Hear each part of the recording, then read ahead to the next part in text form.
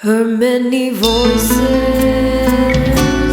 her many voices, her many voices, her many voices.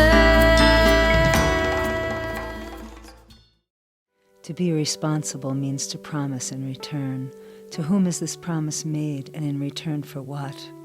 We who've always loved answers need to learn to love questions. They told us we can live without earth and air, rivers, trees, animals, but we need to grow up, and we promised in return. What is the source of your life? Not oil pipelines, but sunshine and gardens where we can sit in circles, tell the tales of our trauma, children coming home to a mama who never left. We'll learn to listen to other voices. The choice is ours. Can we sprout this stump to a tree of revolution? Can we jump like the pump in the heart of evolution? 'Cause war's been declared against the earth, and we're just used to expecting the worst. And this isn't a metaphor, friends. Let's be butterflies. Weave all the questions into our chrysalis and then let go. There's no despair in nature, and there is no hope beyond both, just the pattern. Life turned scales to feathers, gills to lungs, and seawater to blood, and now it's turning us. We can start with the children, teach them to love the world, teach them that wisdom's motivated by love, and there are things that it will not do. Trace the pattern. What is permitted for humans on this planet? 'Cause inspiration never left us here alone, and creativity's just been wandering around waiting for us to wake up and come home. We're pieces of ancient earth, bits of sacred stories soaked in intellect and dirt, rolling with time's river, full of moments of grace that follow moments of crisis. Red alert. War has been declared on life. Beyond the daily data fed to us by liars lies the wind, and inside the spin swings the chrysalis, in a future forest world, endlessly branching like questions I can imagine. And under the branches we are seeds in the ground, crouching, ready to change the world again. To whom are you responsible? What is the source of your life? Let's be butterflies, re-entering wet and tender. Let's drop it all and pick up one thing at a time. You can't do anything with your life that you can't first imagine in your mind. I'm not ready to bring down civilization, but I'm ready to imagine it. 'Cause Darwin lied too, there's no war in nature. It's not survival of the fittest, but survival of the fit. How well do we fit with life and the world? Let's just walk away or stay and smash the state. Let's liberate grace with a fuse and a match. Let's hatch out in time to fall into fields of life and give back. We work from the fringes, from the fertile growing edges. We're shapeshifters turning from this lost and lonely shore. We are humans returning, and we're older than war.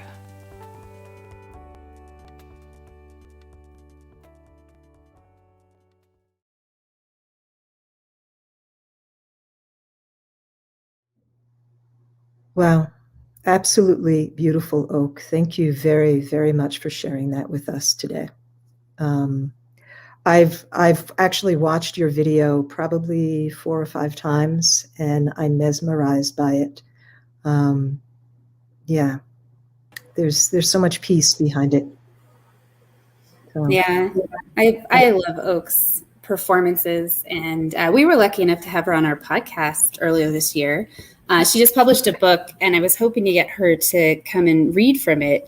But she lives up in the mountains, and the internet is not always reliable for her. So next year when we do our live event, we'll have her come and read on stage.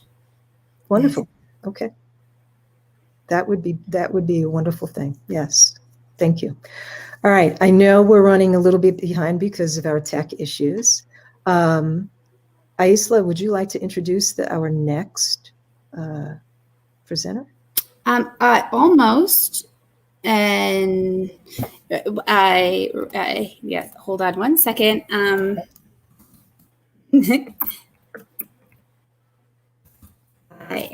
here for you. I was just chatting with our next guest. They live in a different time zone, and there may have been some time zone confusion. Oh, okay. So I think you should talk about travel with purpose for a second, and I'm gonna check in with her and see what we've got, or we could switch things up. Do you think that would be a problem? We could play Kristina Maldonado Bad Hands Cultural Significance of Art video.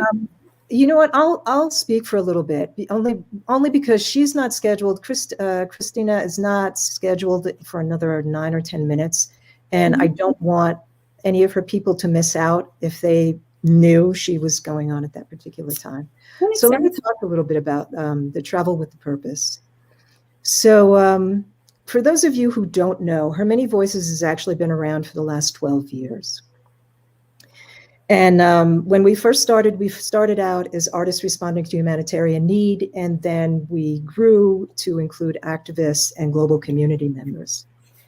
And as soon as we had those global community members who were reaching out to us, I recognized the importance of, if you truly want to experience that connectedness, you need to be on the ground with the people, looking in their eyes.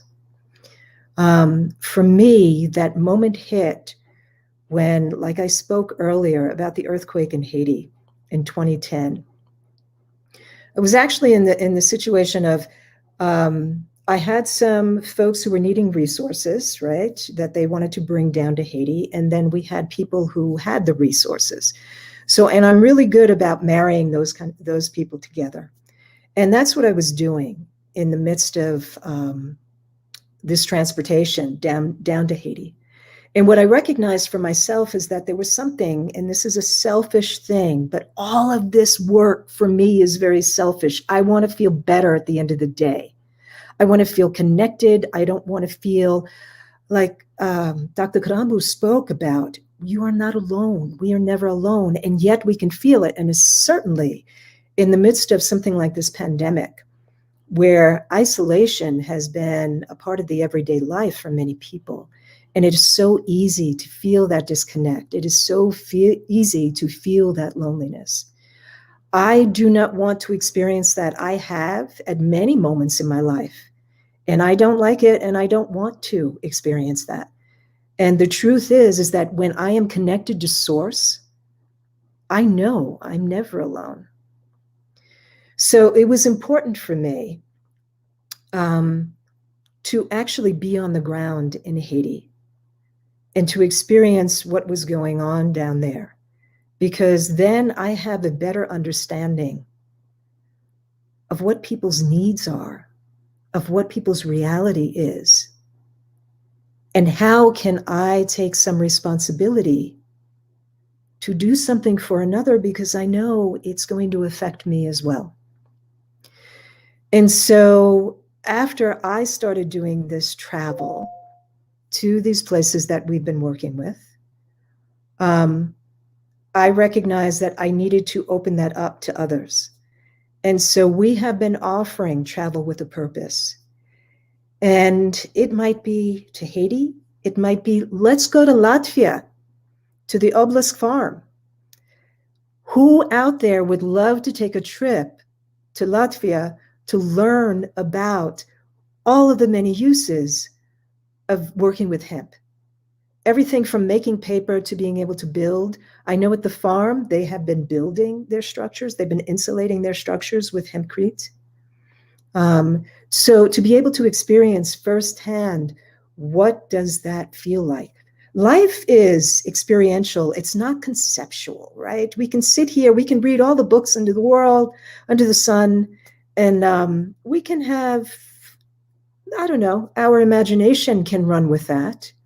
But it's not until we truly get our hands dirty, until we truly sit there and share a cup of tea with someone at the same table, that our personal lives are truly transformed.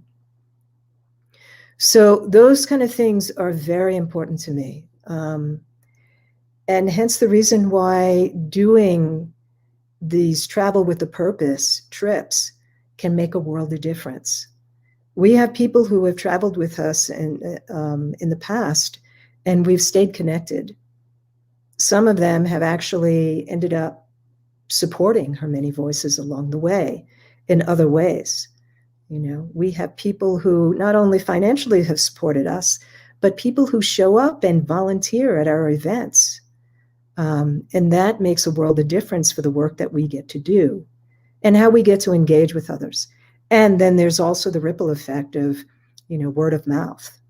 If I've experienced something and I've had a positive experience, well, even if it's a negative experience, I am going to share that experience with other people. And we're looking for that. We're looking for that. We're looking for that ripple effect.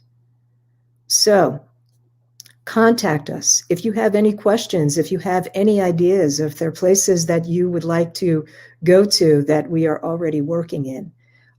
If you have suggestions of places that you feel that this work would speak to a particular community, please let us know. You know, and it always comes down to the resources that we have available. If we have the resources, we will be more than happy to go to these places or certainly work with people, even if it's remotely. So contact us. You have a link here for the donate page, but please, anytime, write to info@hermanyvoices.org and give us your ideas. Let us know what speaks to you. And if you have an interest in doing some travel, like I said earlier, we will be going to Andres's farm at some point. We have discussed bringing folks out there to do a workshop. I would love for the rest of the international community, for members to join us on that trip, and others like it. So, Aicila, are we ready for our next guest? Well, so we're going to do something that's super cool in a live event. We're gonna juggle, pivot. Okay. We're gonna make this work by being super flexible, because we actually had the gift of 2 small spaces in the schedule today, and we're just gonna switch our next guest to a little bit later time to accommodate the fact that when I was communicating, I don't think I made it as fully clear as I could have that everything was in Mountain Time. Because I really want her to be able to present her whole thing and not have to cut it short or feel rushed. People are giving such beautiful things today, so we want to make sure they have that. And I thought it'd be great to have you talk because you're good at that. And at any rate, so I was going to do Kristina's video next, and then after that, we have another video, the conservation video, and then we have the kids. Oh, wonderful. So that's a treat for everybody. That is a treat. That is a treat. You know, anytime we get to hear youth, the voice of youth, we need to listen. We really do need to listen because they are, you know, they're our future ancestors. And we have left a heck of a mess for them. And I'm hoping that we can do our part. We adults can do our part to clean up a lot of this mess so they don't just inherit that. They are learning a great deal on what not to do. I will say that. But we have people out there who are power of examples on this is what we can do. This is how we need to treat mother and each other with this love and kindness and respect. Right? Gabriella. I love that saying of our future ancestors. Like, I just, something about that just is so beautiful to me. So I appreciate you saying that. I will contribute that to my eldest daughter, Melissa Ivy, talked to me about that, and she kept making reference to future ancestors. Well, she's going to perform later today live. Yes, she's one of our live. So as the day goes on, just so you know, we have amazing performers all day, but I'm going to get better and better at managing this process. And we've got more and more live performances, and we're going to end the day with a live performance from El Heavy. And we're here all day for your questions. And someone just asked us to put the donate link in the chat. So of course we're doing that.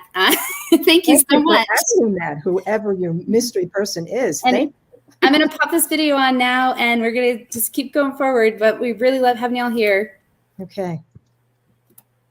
Hello, my name is Kristina Maldonado Badhand. I'm Chichangu, Lakota, and Cherokee.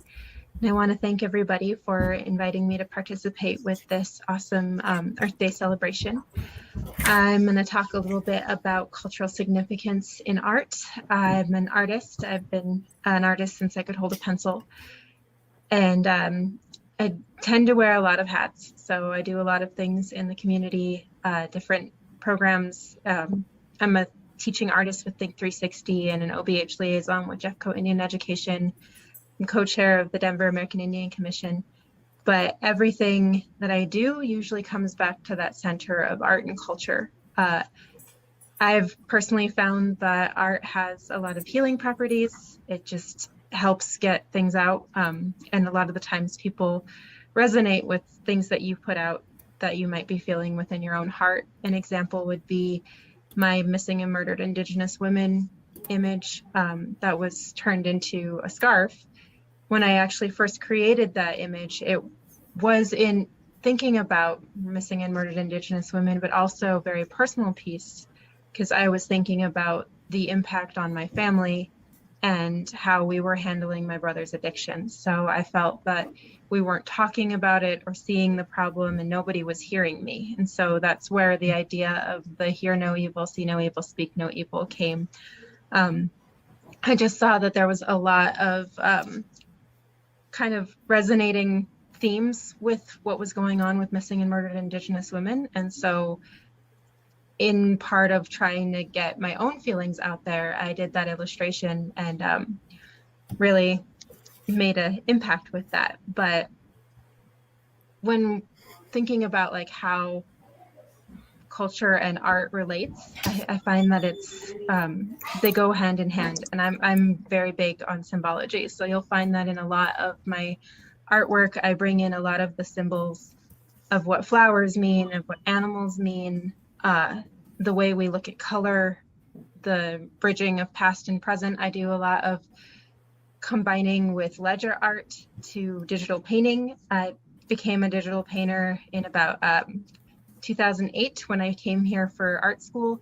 Never used a computer before to draw, and started doing digital painting and really just kind of fell in love with it because I'm able to bridge a lot of my traditional training in watercolor and colored pencil and things like that and bring it into that digital platform and actually use it with a little bit cheaper, you know. I don't have to pay for as much supplies. But usually when I'm working with students, I really encourage them to think about what things mean. My stepdaughter actually kind of opened my eyes recently to hyenas. She was saying that hyenas are vilified and that they're not as bad as Lion King makes them seem. And I actually ended up looking up hyenas after our conversation, and I realized that they meant all of these really amazing things, like the balance of masculine and feminine energy, community. They mean coming of age, particularly spotted hyenas. So I was amazed and actually really grateful that she told me to look up hyenas because I didn't think about that. But whenever I'm doing my art pieces, that part I think is the important part, is that research. This is gonna be so of what fun. things mean. Because, you know, there's so many different cultures and different people in this world, and everybody has a different perspective and a different view on the world, and all the different cultures have different meanings to things. So the benefit of being an artist and having the ability to research that stuff is you not only learn more about different cultures, but sometimes your images can be even more powerful when you look at what resonates, at what areas do we have similarities, what creatures or flowers or colors are kind of universally impactful or universally empowering. So that's just a little blurb about arts and culture. If you want to look me up, I'm at badhandillustrations.art. I'm also on the Think 360 website. I'm on their teaching artist roster. And otherwise, thank you for having me, and I appreciate the time that you've given me. Thank you so much, Kristina, for submitting this beautiful work. And I have gone to her site. I would highly recommend you all do the same. her work is quite profound. And it definitely ties in. I'm grateful that she submitted to present today, because it definitely tied into the idea of using the medicine wheel, the sacred circles, as a template for not only today as Earth Day, but using it every day, in every day of your life. These sacred circles are from all of our peoples from all over the planet for thousands and thousands and thousands of years. And actually, a side note, the term medicine wheel evidently did not start until non-Indigenous peoples were here in the States and looking at Bighorn in Wyoming and made reference to it being a medicine wheel. And there's a lot of truth to it. There's a tremendous amount of medicine in these sacred places. And there's a tremendous amount of medicine when we pay attention to the directions, when we pay attention to Mother Earth and Father Sky, and to the colors and to the waters and to the forests. All of these things, they speak to us. They're here for a reason. So thank you, Kristina, speaking to that. Our next video is Flower.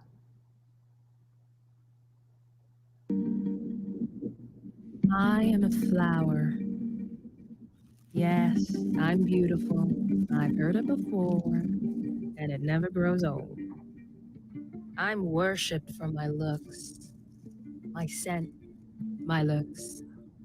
But here's the thing. Life starts with me. You see, I feed people. Every fruit comes from me. Every potato, me. Every kernel of corn, me. Every grain of rice, me. Me. I know, but it's true. And sometimes I feed their souls. I am their words when they have none. I say I love you without a sound. I'm sorry without a voice. I inspire the greatest of them. Painters, poets, pattern makers. I've been amused at them all. But in my experience, people underestimate the power of a pretty little flower. Because their life does start with me. And it could end without me.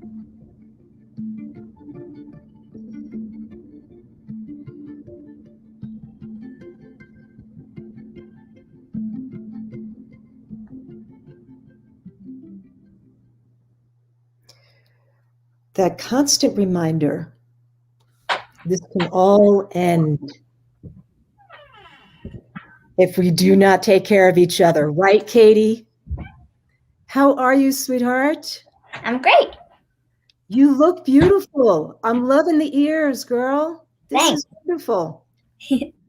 All right, everybody, just so you know, Katie is joining us today because she is really the one who's like, you know, you have to have the voice of young people on this event. I was in a meeting with Aicila, and Katie jumped in. She joined us in on a meeting, and we started talking, and she started sharing some things that I thought were very profound. And I thought, this is really important. Yes, we have to have the voice of young people at this event because this is so important. And, you know, you guys are the ones who are going to inherit what we have left behind, right? So adults need to do the right thing. And we haven't always done that. We've kind of made a little bit of a mess. And some of us are working very hard to clean it up right now. So I wanted to make sure that everybody got a chance to meet you today. You want to tell a little bit about yourself? No, not really? All right. You live in where? What state are you in? Colorado. You're in Colorado, yes. And as a matter of fact, we don't live too far from each other, right? And when we were talking and you were sharing about what Mother Earth meant to you, what Earth Day meant to you, I thought, well, this is great. We're going to have you speak a little bit. And I know that you did a little short video. And then you invited some of your classmates, didn't you? Mm-hmm. Yes. And so I think we have how many? 8 or 9 other people from your class that are going to be joining us? Yeah. Okay. All right. So is there, I think we're getting ready to share the video. I just wanted to show you. So if you can see in today's agenda, it's what Earth Day means. Be kind to Mother Earth and each other. And what's the last one say? Can you see it? Yeah. All right. We've got reduce, reuse, and recycle. Okay. And the quote of the day, try to leave the world a better place than when you arrived. These things are very important. Yeah. So Katie, I'm really grateful that you are here and so happy that your friends decided to join us today. Are you ready to watch the video? Mm-hmm. Okay. Let's do it, Aicila.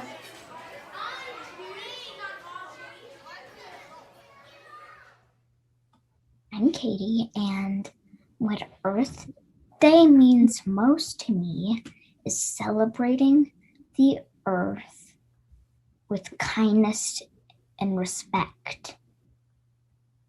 Hi, I'm Lena, and what Earth Day means to me is to reduce, reuse, and recycle. Hi, I'm Maria, and what Earth Day means to me is to reuse and to not litter. Earth Day to me means keep the earth clean, like pick up trash, which I don't see any trash out there right now. Plus, clean when we go to the mountains and we see trash, we just throw it in a nearby trash, or we just slide down. And boom. What Earth Day means to me is cleaning up trash around the world, because if you go to the beach, you can pick up trash because people litter and it can kill off sea life, because fish can get stuck in Coke containers or plastic things. And you can help by picking up trash and recycling things. And that's what Earth Day means to me. Hello, my name's Elise, and what I think is important about Earth Day is that you reuse, recycle, and reduce. Like this box, you can turn it into anything. And like you can turn it into a refrigerator, a dragon, anything you want. My name is Rebecca, and how you help the earth on Earth Day is you make a better community, you recycle, and you also plant new plants, because then they will grow and they will help the environment. Hi, I am Astrid, and what I like most about Earth Day is to celebrate the earth. Like its birthday, clean it up. Good, you should do that every day, but especially on Earth Day. Hi everyone! What I'm going to do on Earth Day and what it means is that I'm going to do the means first. What it means is that we're going to be responsibility, kindness, and pick up trash for anywhere. And we're going to clean from our backyard too. Also sweep the floor. Also clean from our house. And we don't litter. And what I'm going to do on Earth Day is that I'm going to tell my mom and dad and family, also family members, don't litter and be a responsibility and clean and aware. Also, our backyard also sweep the floor.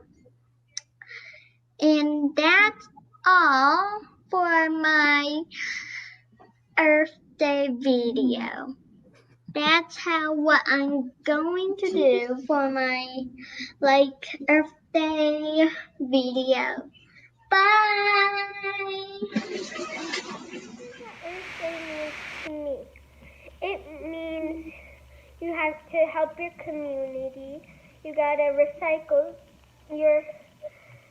something that you can recycle and don't litter. That's what Earth Day means to me.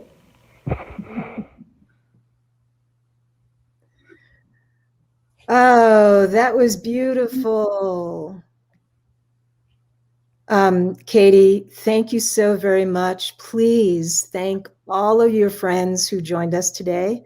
I'm hoping that everyone was able to watch the day today. And if we have time, I'm going to play that video this evening, okay? Okay. Yeah. So hopefully, maybe there's some parents that were not able to watch it because it's daytime. Maybe they'll be able to see it this evening. All right. What are you going to do for the rest of your Earth Day? Mostly school. Mostly schoolwork?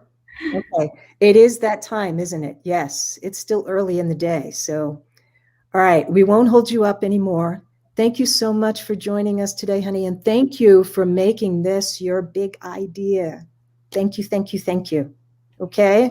You're welcome. All right. Have a beautiful day.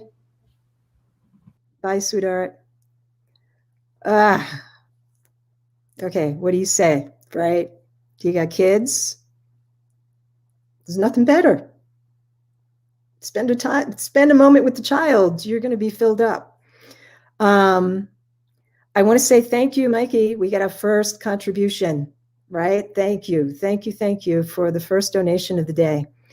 It's greatly appreciated. So we're going to the next video from Conservation International, and I believe this one's on ice.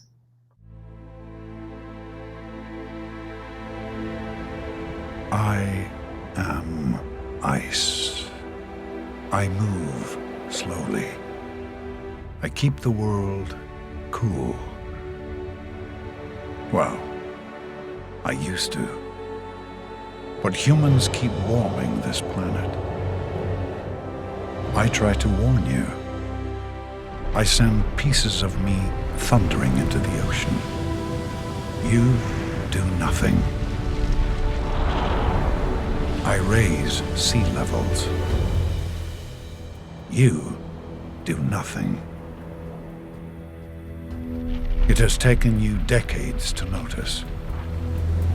Perhaps I'm not so slow after all.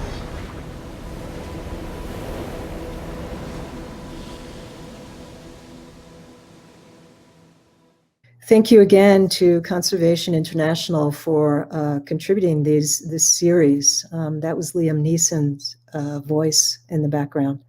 Unfortunately, we are having some tech issues with all of the files that they sent us. None of them are actually working for us at the moment. So Aicila is having to do this from YouTube, I believe. And so there's a little bit of a delay with it. But thank you. We are so appreciative of the fact that we get to air these. It's important to me that we see these videos. I think they've done a fine job on putting the message out on what we have done and what we need to do. All right. Aicila, is our next guest waiting? In a manner of speaking, that we're always all waiting for something. Are we actually waiting? I mean, philosophically, aren't we always waiting? Okay. And and I have the power of technology and the gift of gab. So I thought maybe we could have a moment to chat. Okay. And about Activate Elevate. Thank you. Because and, we just did these wonderful videos with these students talking about Earth Day, and we've had students from Latvia, students from Haiti, students from Colorado. Those things all have a lot in common, which is that we need air to breathe and water to drink.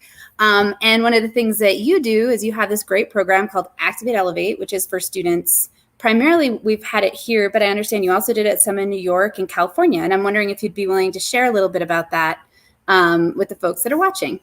Absolutely. And by the way, you are in darkness. I will just say that. So put a light on you. I see that, and there's a part of me that's not having a problem with it. But I understand. I understand why it's maybe not ideal, and I'll see what I can do to fix that in a moment. I'm just grateful the internet is working. I feel like I know it's a low bar, but it's the bar I'm looking for.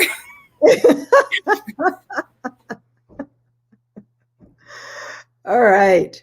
Well, yes. So speaking to our arts educational program, Activate Elevate, the arts educational director happens to be my eldest daughter, Melissa Ivy, who is a musician. She is a performing artist. She's also a doula in this world. And so she's bringing life into the world. And so she's working with everyone from the moment we take our first breath to, and even actually before that, to young people in many areas. The program initially started somewhere between 10 to 12 years ago. We started with Activate Elevate here in Colorado and have worked with a few different schools. And then we've done some private sessions as well for centers, after school programs, and that sort of thing. We've done an event with Cleo Parker Robinson. For those of you who are not familiar, they are a dance company here in Denver, Colorado. And they have a theater that we had access to. And so we collaborated with them for an Activate Elevate program. Melissa has done some travels with this project. So she has worked in schools in California. She's also worked with schools in New York. And she's worked overseas as well. We've gone to a couple of different places in the EU. Let's see. I know offhand, I can remember that she did her work in the Netherlands. And with that particular project, it was not with young people, but with elder people from the Indo community. Indo people are a mix of Dutch Indonesian, and there are many who have settled after the war, or because of the war. They ended up in Holland, in the Netherlands, and so Melissa has done work there, and she's also done some work in Iceland, in Reykjavik, for the Spirit of Humanities Forum. That was more of an impromptu kind of thing. So her work has allowed her to travel. And I am very happy. I'm very proud of the work that she does. We have had an active program for the past few years. Melissa's gone back and forth to Haiti a couple of times to work with the students down there as well. And hopefully, Haiti will calm itself. It will find peace again soon. Over the next year or so. So we can do that. We can return to get back to the students at Saint-Alphonse de Cadet at our primary school there. So, all right, Chet. We're laughing right now because I'm sitting here texting going, where are you? No. Oh, not just you. He's been barraged. Poor person. But it's just because we love what you have to offer, Chet. Well, thank you so much, and I love you in return. So it's mutual. There's a lot of love. There's a lot of love here. There is. For those of you who watched the Lunch and Learn, the first Lunch and Learn that we did, where Myrna James interviewed Chet. Chet Sisk, W-Sisk, is a futurist and the founder of UBR, Universal Basic Resource. And he spoke at our first Lunch and Learn on feminine principled leadership, Yes. which definitely stirred a lot of people because they're like, well, why is this man speaking about feminine principled leadership? And there was good reason for it. This world needs to operate in a different way. And that feminine way is really crucial on healing, in healing, and moving forward. And certainly when we are addressing issues of Mother Earth. Yes. So welcome, Chet. I'm so glad you're here today, honey. Thank you so much. It is a pleasure and an honor always to be in the presence of you and Aicila. You guys are just, you have done fantastic work. I'm just glad to be a part of it, and I'm just glad that you all thought of me to be that part. So I have so much to share. How much time do I have? About 20, 30?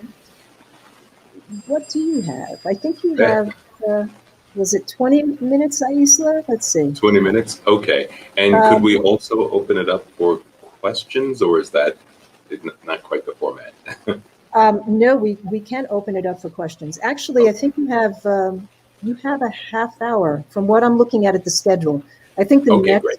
Yeah, I think the next one is not until 11:30.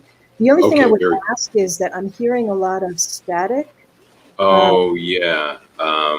Yeah, just one moment. I've got some background noise here. Okay. Should be okay now. How's that sound now? We still have it. Still have it. Okay. We still have gremlins. Yeah. Okay. Just one moment. Okay. Let me see what I can work out. I'm sorry about this. Sorry, folks. I'll be right back.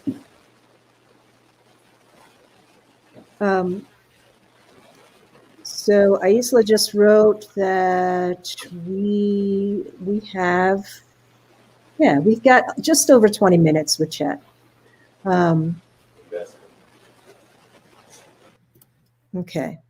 Hi, I'll just keep you company for a second. Okay. Oh, there he is. He's back. Yeah. Okay. All right, Sorry Aicila confirmed we've got 20 minutes.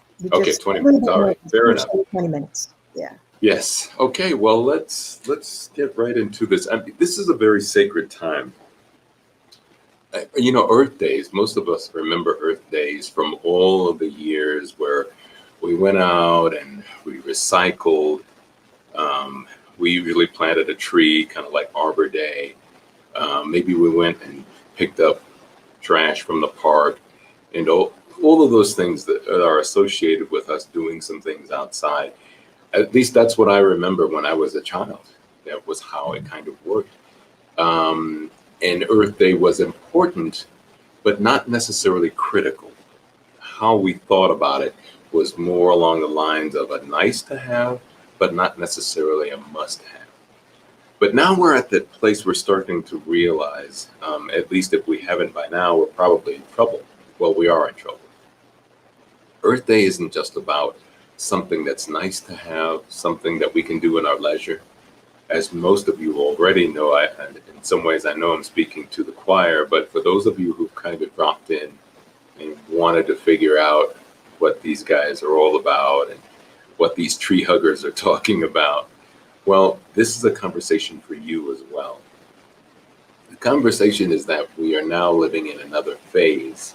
I'm a futurist, so my job is to constantly think about what's going to happen over the next 2 to 3 years, as well as the next century. And I can say with great confidence that whatever we do over the next 2 to 3 years is going to determine the next 100 to 1,000 years. And I know some of you may be saying, well, Chet, that's a little hyperbole, maybe you're exaggerating just a bit, but not really. Some of you may remember, well, you don't remember because you weren't around then, but when the Industrial Revolution became something, it defined this past 100 years. It defined 100 years, and it could define the next 1,000 years unless we run interference. So this particular Earth Day is asking us to run a level of interference that we've never thought about before.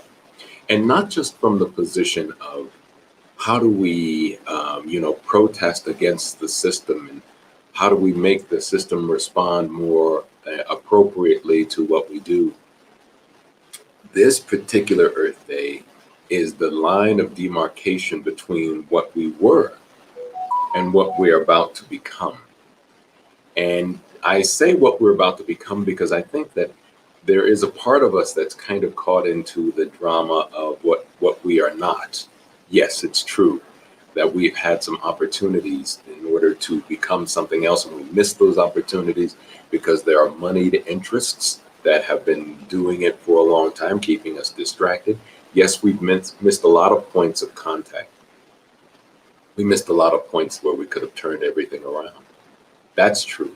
However, that does not necessarily mean that the door is closed. It only means that it's provided us with an opportunity to galvanize our resources, our thoughts, our prayers, our vision, everything. Because we weren't doing that before. We were, again, thinking of Earth Day and this moment in time, or we weren't really thinking about this moment in time, but we were certainly thinking about Earth Day as just something that we want the children to do on a particular day. But now, this is for all of us. Today, I want to talk to you a little bit about this inflection point, and I'm going to combine two particular concepts. One of them is the concept of Ubuntu.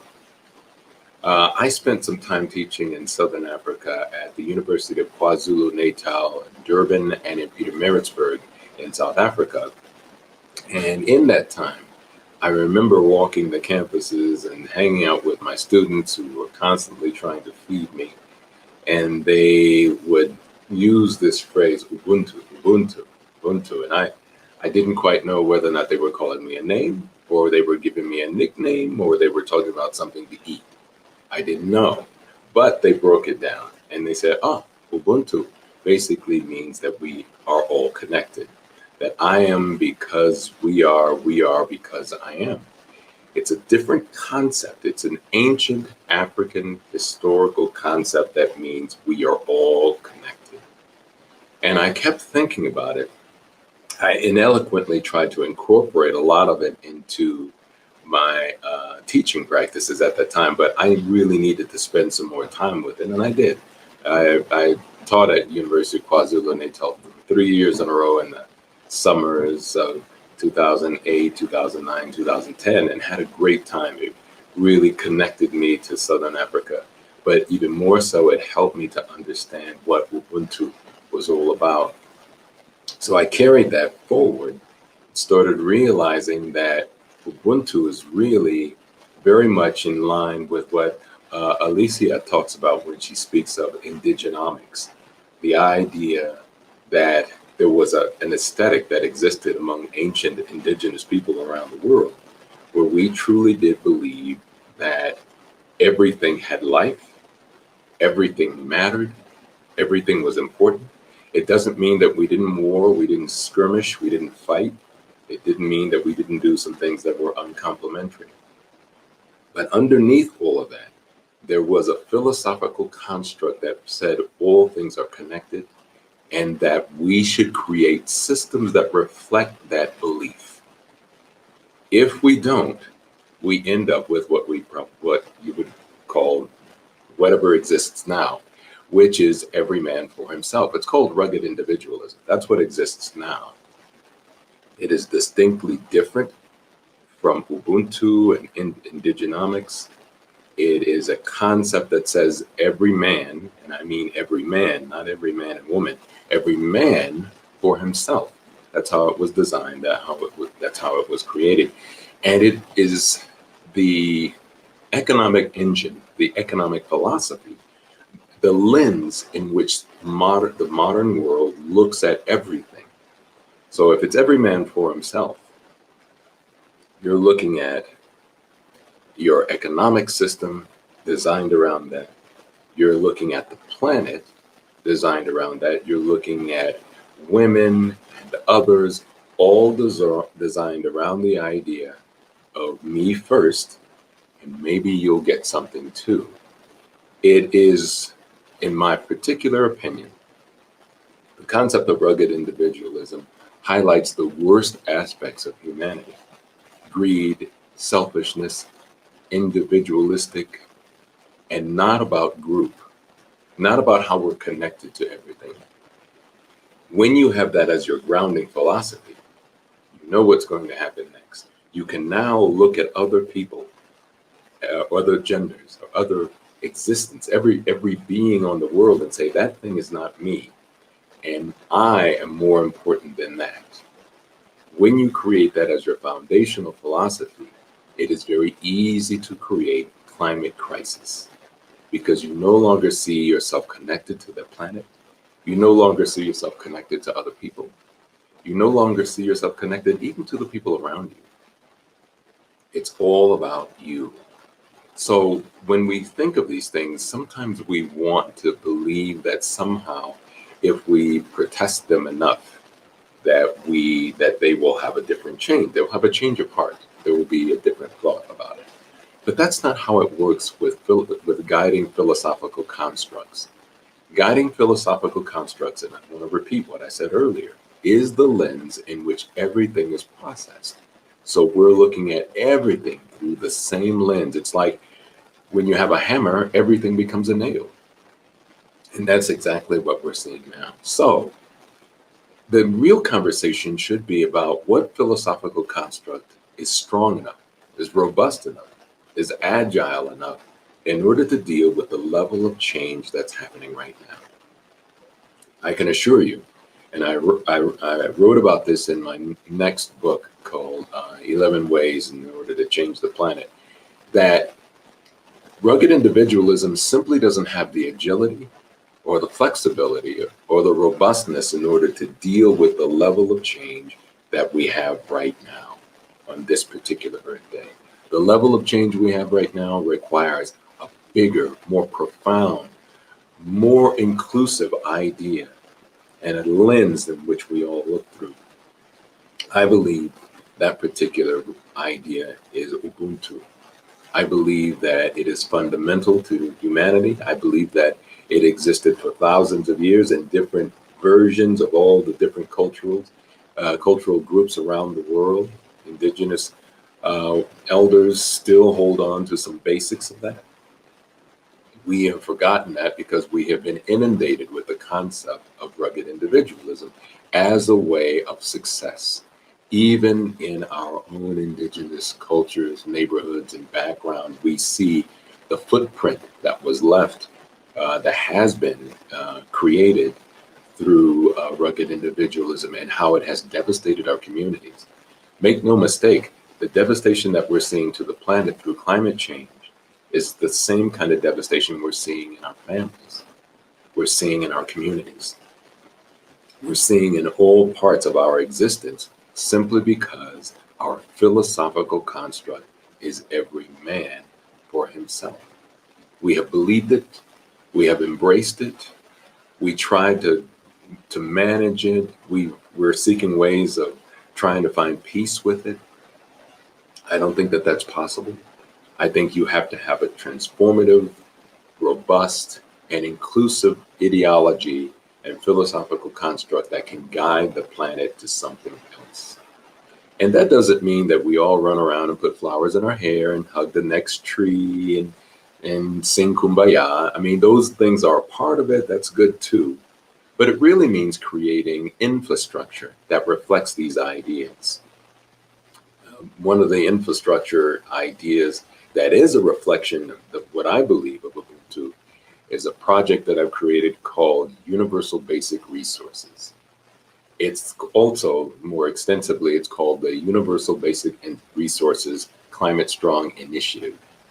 That particular initiative has been created for Black and brown, for BIPOC green entrepreneurs who have been looking to launch their particular project that helps to create community resilience.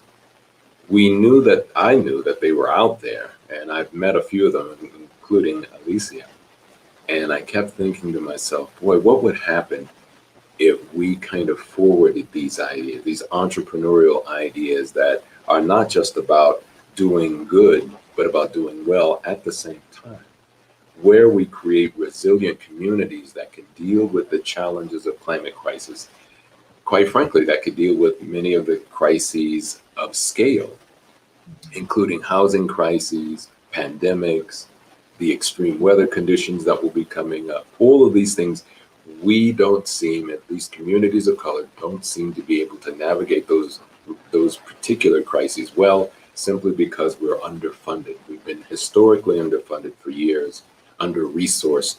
And so my thought was, let's create a way where communities of color are able to find those resources for green projects, for green businesses, so that they have an on-ramp to the upcoming green economy. And the only way that can work, and what we've done in the project that I've created now, is that we emphasize the philosophical construct of Ubuntu, so that we not only create green entrepreneurs, but we're really talking about creating green people, in the sense that we now see ourselves as connected to all of those things. And that is to each other, to the community that we exist in, to the planet, all of those things.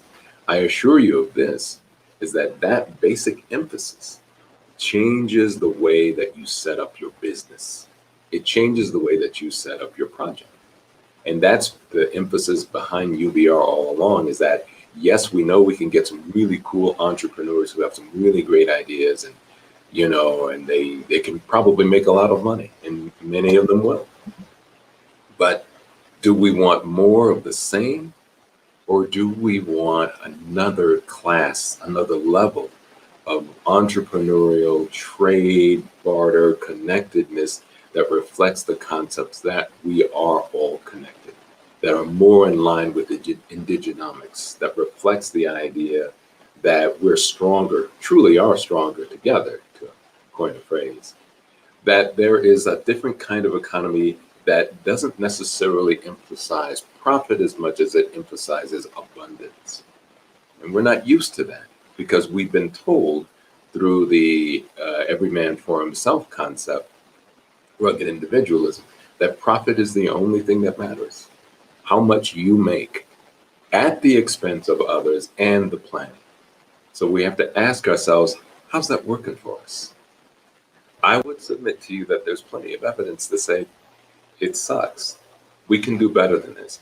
I want to emphasize this particular point, because I think that what has happened over the years, we've been inundated with the every man for himself philosophy for so long. We don't believe that there are better ways. We just don't.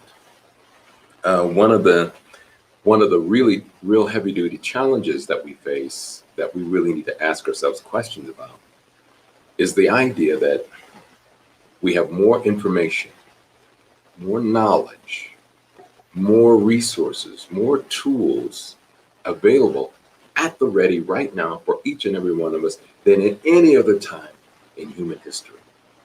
And you mean to tell me that the best that we can come up with is something a bunch of guys in knickers and wigs came up with several hundred years ago? This is the best that humankind can do? If you subscribe to that, then I have a bridge in Brooklyn I'd love to sell you. Of course, it's not the best that humankind can do. It's really what we've kind of assigned ourselves to believe as a truth. The reality is that we are talented, we're smart, we're bright, we have wisdom, knowledge, we can learn from our mistakes, and we can create something better.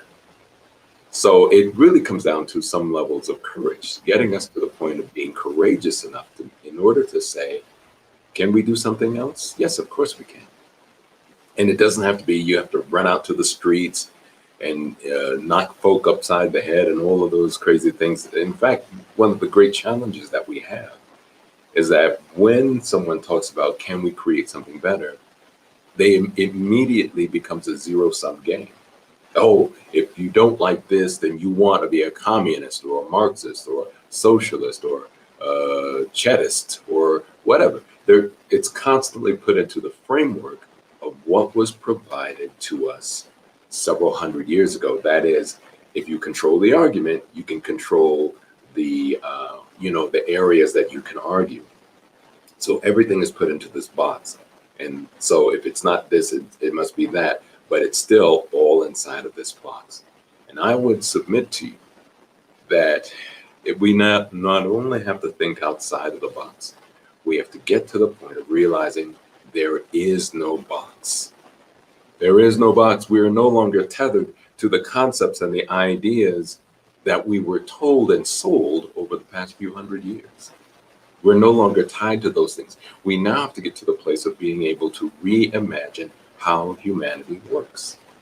That seems like a big conversation, but I would submit to you that the best way of being able to manage the level of that conversation, the bigness of it, is to make it small. I always say my number one job is to take a big concept, make it small without dumbing it down.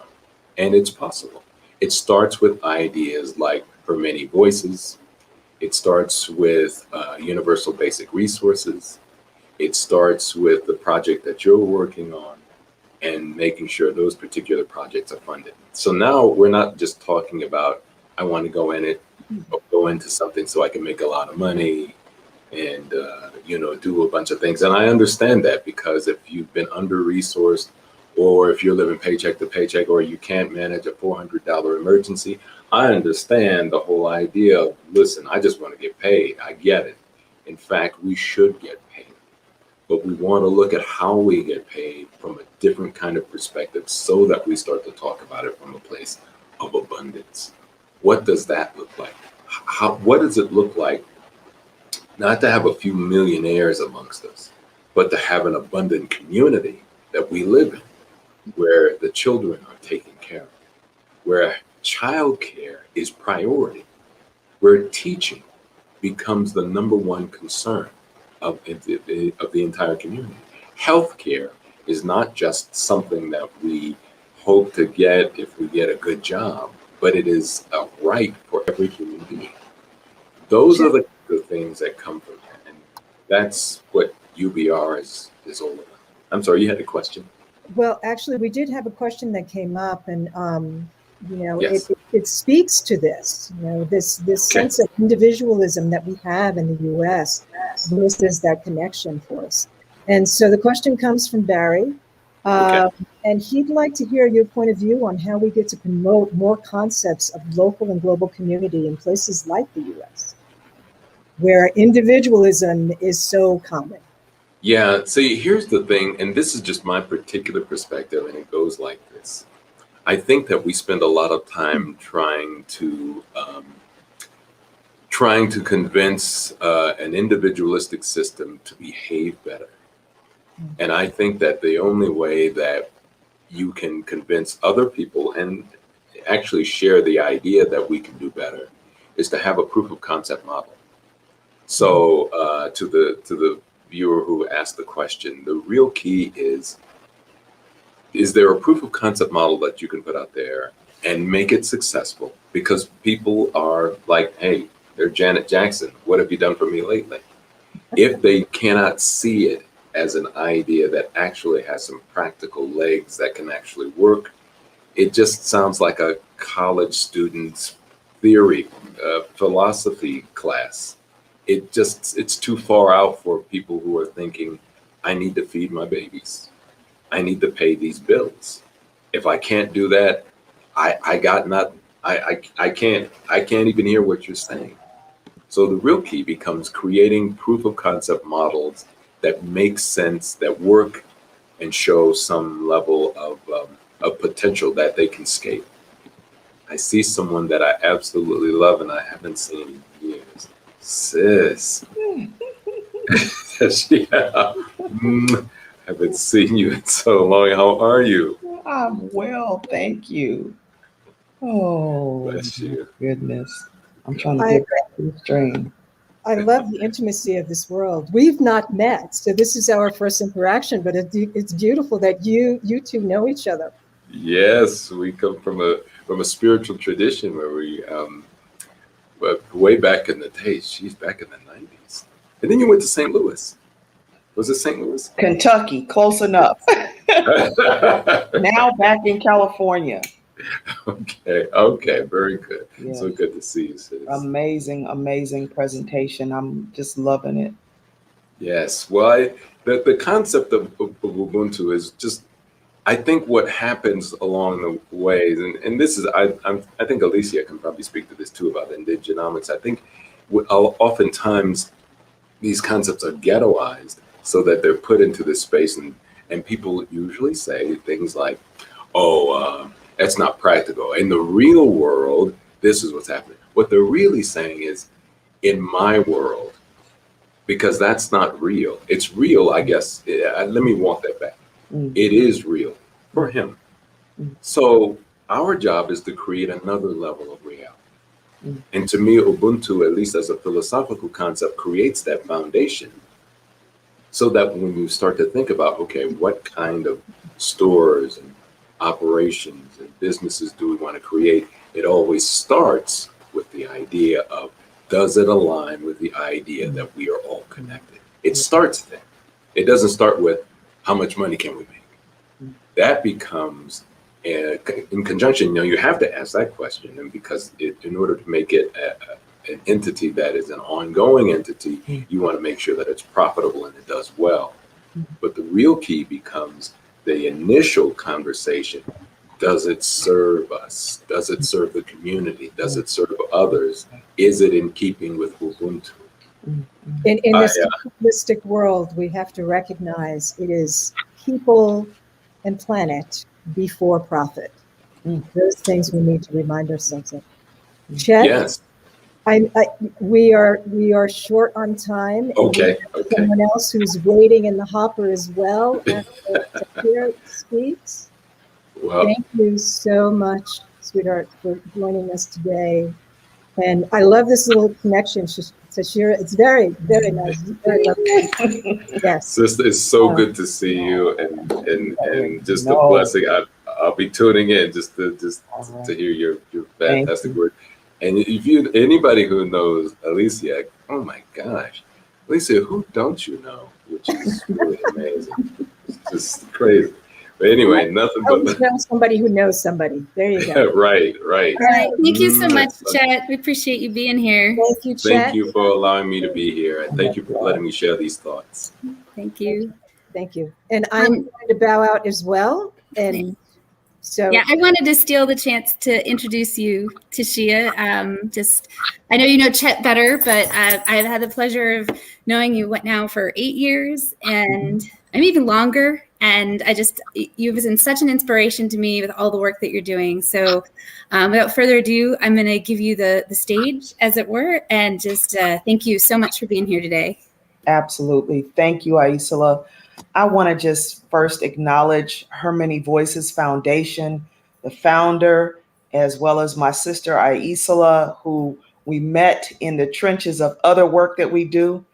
And I just thank her so much for always believing in me and supporting me and encouraging me. Aicila Lewis, we have been doing this work for a good long time.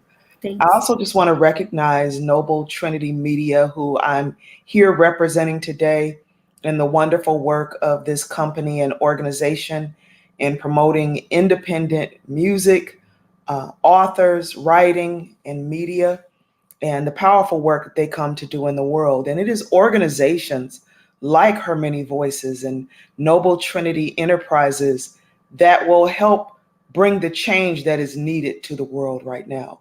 As we know, we're in a critical space. And when we talk about honoring the mother and honoring the earth, which is what I call the mother, we recognize that we need all of us working together to bring this medicine to the forefront and to bring it in its most powerful form to the earth.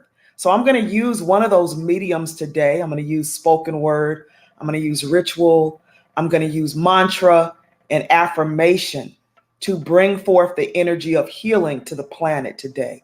When so many of us, and if you look at the numbers for today, and you look at the fact that we have all these tools in the chart today, we're in a period of great transformation and completion of cycles and rebirthing of the planet and the energy on the planet. So I want to start with that. I'm going to give you today a performance piece that I created just for this celebration. Much love and honor to the family and the warriors of her many voices. This piece is called Speaking the Sacred Secrets of Mother Earth, and it's a spoken word ritual that I'm debuting here on Earth Day for Her Many Voices Foundation. And we start with ancestors.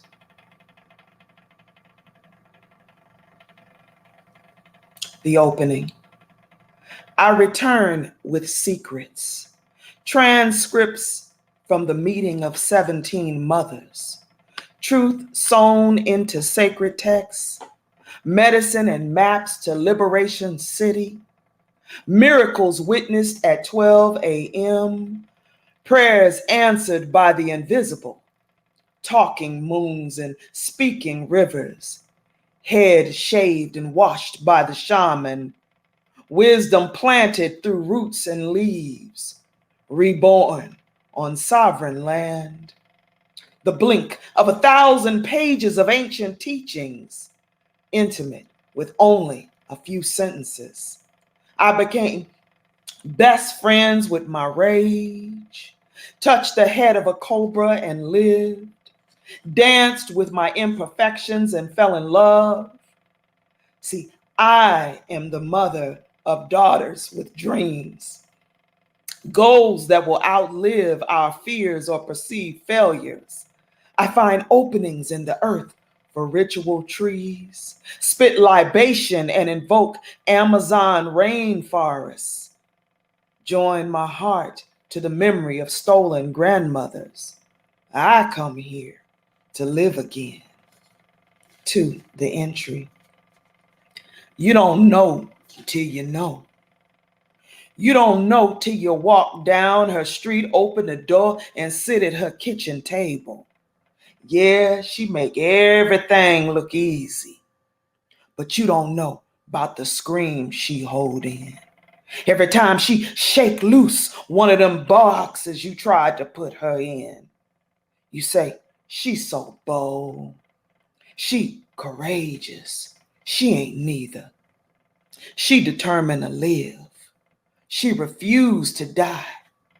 She knows she came here with a mission your hate can't end. She walking beside God, Jesus, the ancestors, and Orisha. And ain't nobody can stop that. Say, ain't nobody gonna stop the dreams of them here spirits.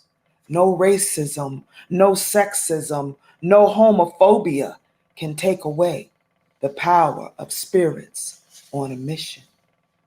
The homecoming.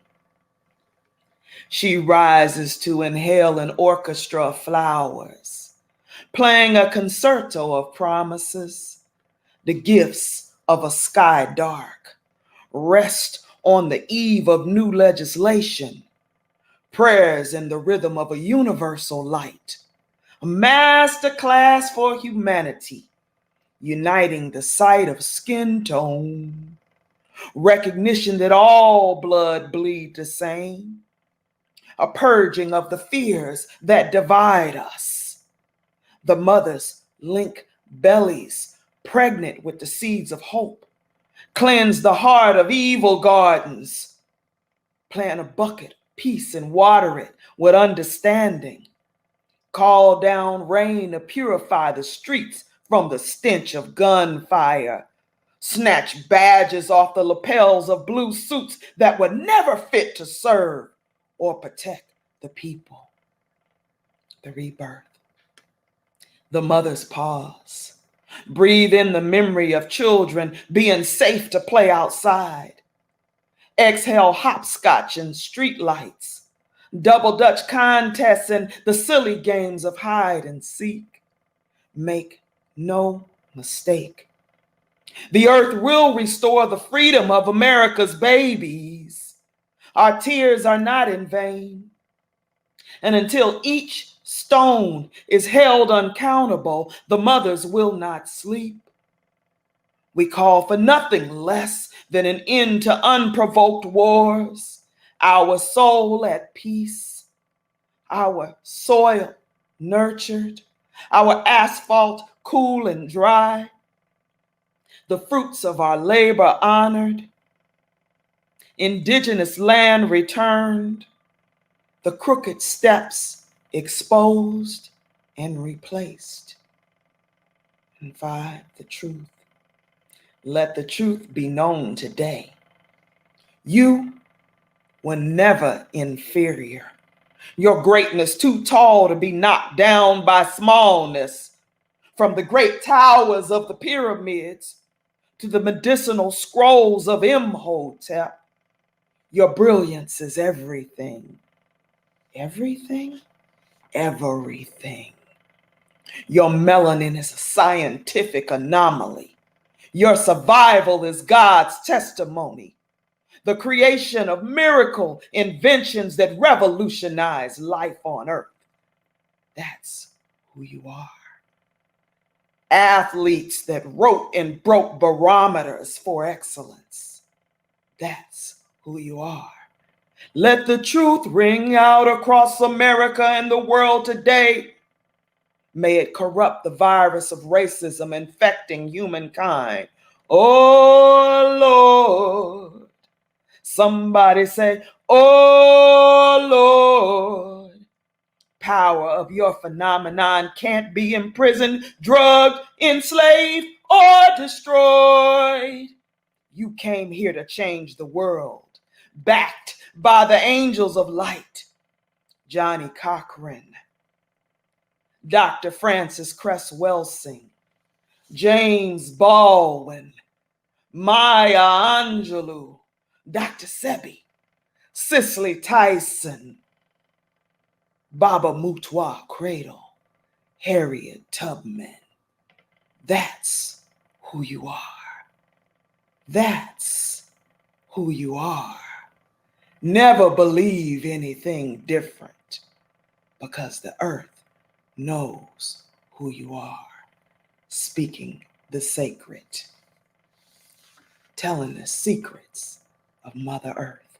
I am love, TaShia Asanti, here on behalf of Noble Trinity Enterprises, in her many voices, representing her many voices foundation, and my sister and my brothers.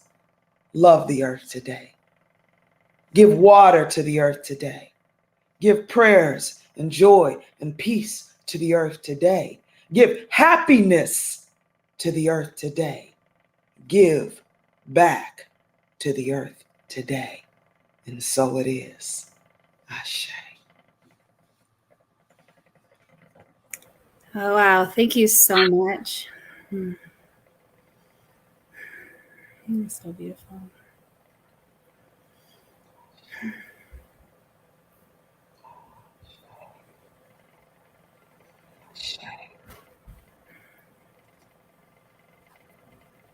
Thank you. I will say Opalanga. Yes. And Angelou. Smiling right here. They are smiling right here in this one. Opalanga. Yes, we have to sing her name, right? Oh, Alicia. Yes. Yes. Thank you, family. TaShia, please stay with us because your words speak to this next gentleman who is coming up here, Gurdeep Pandher. He's living in Canada in the Yukon. And as you spoke, I had this little thread of seeing him in his moment, in his ancestry, and all those that work through him in his dance and his reverence to Mother and others. So, a quick introduction to the two of you, and then Gurdeep. Oh, what a pleasure, my friend. Thank you for joining us today. Thank you so much, Alicia, for having me. I'm so honored to be here, and thank you to all the organizers at Her Many Voices to do this event on Earth Day. And what a wonderful moment to celebrate Earth and to give back to Earth. I'm so honored to be here. Gurdeep, I've got to tell you, for those of you who have not seen Gurdeep through social media, he is a man who brings joy and raises the vibration of humanity in this world through dance, through movement, through song. And I found him through social media. I believe it was on Facebook. I'm watching one of your videos, and that took me down a rabbit hole of endless videos from different places of the world that you actually spend time with people and you show them how to dance, or you do a dance. And you certainly dance in your own backyard in the Yukon in Canada. The videos are beautiful. They are joyful and uplifting. And I'm so thankful that you said yes to joining us today. Gurdeep, will you tell us a little bit about the work that you do? I know that you work with children. Do you have a school, or you support a school? Yeah, I worked as a teacher with the children as well. But these days I've been dancing full time. It has become so much of my life these days. I live in the Yukon, which is very north. It's close to Arctic Ocean. Like if we, from the USA, if we think about north, we think about Canada. But I'm in the north of Canada, so close to Alaska, I would say. I've been dancing Bhangra. Bhangra is a traditional dance of Punjabi or Sikh people. It was created by farmers a long time ago. Like at that time, farming was not the way it is these days. Nowadays, farming is more like a business, but at that time, farming was more like creating relationship to the land, like growing beautiful things from Mother Earth, and we are celebrating Earth today. And this is a dance of land created by farmers on land, creates connection with our beautiful planet. So I've been dancing this dance for all my life in Canada and many places. So I'm feeling so happy to be here. How long have you been in the Yukon now? I've been living in the Yukon for the last 10 years. Okay. A far cry from your homeland. Yeah, before I lived in other Canadian provinces like British Columbia, Saskatchewan, Alberta, and I toured almost all Canada before settling in the Yukon, which is pretty remote and it's wonderful. We have just 40,000 people living in the whole province, so population is very small. Everybody just knows everyone. It's like a family. It's like a village, my village in Punjab where I was born at. So I'm so fortunate on this open and vast land. And I live in wilderness right now. You are seeing me sitting in my cabin. This is my cabin. But around me, there's no home or no other place. It's just wilderness around me. So I'm speaking to everyone right from the forest right now. Every time I've seen your videos as of late, it has been in your backyard and beautiful forest and snow-filled forest these days. But it's such a joy to watch you move and to listen to the music, and because you can truly feel the vibration that comes from this. And I truly believe that it elevates all of humanity every time you take a step, every time you move. I feel it, Gurdeep. To the very core of me, I feel it. I know we're short on time. I know you're short on time. Will you please honor us with a dance right now? I will definitely, and thank you so much for asking. So I'm going to, all of you who are watching, if you can join me, I will teach a small move quickly, and then with the music, we can all do it together. And I'm not expecting you to do it right. I just try it. There's no expectation. Just try the way you can. First time things work, and sometimes they don't. But if you try, and as I say always, like making mistake is a path to learning. So let's try and let's make some mistakes and let's have some good time while celebrating Earth today. So I will ask everybody to please stand up. So please stand up and stand up straight in a good standing posture. So all you need to do, you kick with your left leg like this while standing on other leg, so like this. So when you kick, when your foot has come forward, you say number 1. So like 1, 2, 1, 2, 1, 2, and 1, 2. So when you are kicking with your left leg on your right toe, you will be hopping, and hopping will work like this, like this. 1, 2, 1, 2, 1, and 2. So actually you are hopping 4 times, jumping 4 times, like, but you are counting only 1 and 2. So it will work like 1, skip, 2, skip. Now we will combine kicking leg and hopping leg together. And when we combine, it will look like this. Watch me first, then we will do it together. It will look like 1, 2, 1, 2. So now let's do it together. Kicking with the left, hopping on the right. I'm standing while backing you. The reason is that so that my left and my right, it matches with you. Okay, folks, 5, 6, 7, 8. Start. 1, 2, 1, 2, and 1, 2. So now we will do the same thing at our right side. When you will be doing at right side, you kick with your right leg like 3, 4, 3, 4, and 3, 4. So now it's easy to make a guess. When you are kicking with your right foot, what you will be doing on your left? On your left, you will be hopping exactly in the same way you were hopping before. Same way, like 3, 4, and 3, 4. So now we will combine kicking with the right foot and hopping on the left at the same time. It will look like this, and we will do it together. Be ready. 5, 6, 7, 8. Start. 3, 4, 3, 4, 3, 4, and 3, 4. So far we have learned how to kick on the left, and also learned how to kick on right. So now we will use our both legs.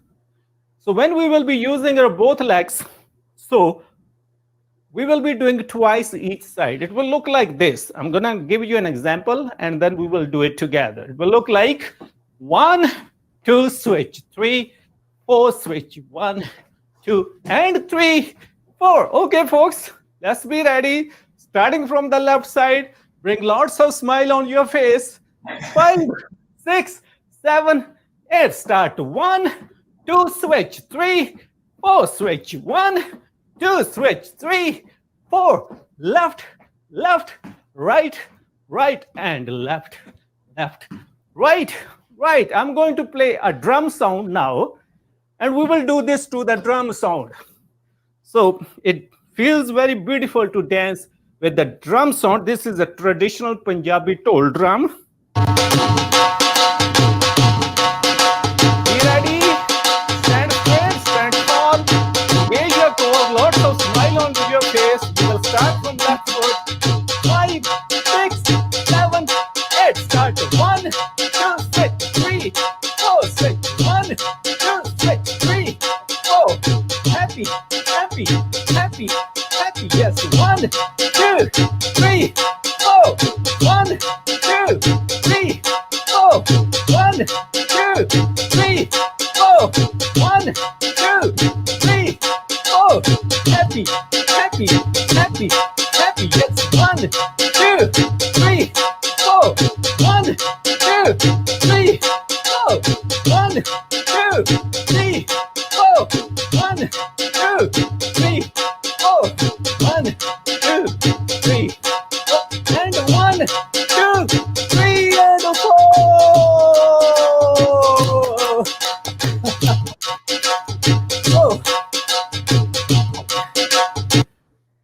that's just a very little glimpse of the whole world of Bhangra dancing. There are lots and lots of moves in Bhangra dancing. All these moves, they came from farming, and that type of farming, which a long time ago when farming used to be very ethical farming, and while dancing Bhangra, so we create that connection with land, and we'll dance on the land. So that is the great way to say thank you to Mother Earth. I think that probably you will have some questions about this form of dancing. If you have, please feel free to ask me, please. Well, first of all, thank you. It was good to get up out of the seat because we spend so much time in our seats today at our computers. It's good to get up and moving. And, I'm thinking at some point, hopefully within the next year, Her Many Voices is going to have some land and we're going to be growing hemp. I would love it if you came and joined us and we danced on the land. So I'll be sending you an invite when we are ready. Maybe we can get you to come down here. Oh. Sure. I will be happy to consider. I will be happy to be there when we are done with this, whatever is going in the world, and so I will be happy to do it. This is also known as happy dance because it creates happiness. It's positive dance. So people dance, especially in the month, April month is the harvest season. So during the Vaisakhi time, it's also known as Vaisakhi month. So people dance Bhangra to celebrate the harvest of wheat crop. So once again, thank you so much for inviting, and I was so honored to connect everyone all the way from Yukon. This was beautiful. Let me ask you, Gurdeep, is this dance, is it something that's intergenerational? Do children start at young ages? Do elder people do this dance? Or is it something for a certain generation?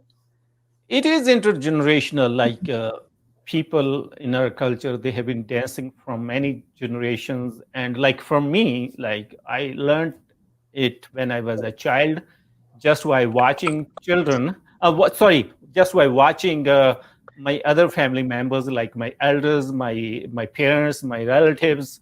Like it's not like people have to learn it.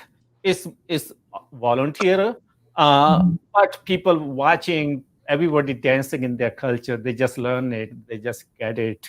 So that's how it comes from generation to generation.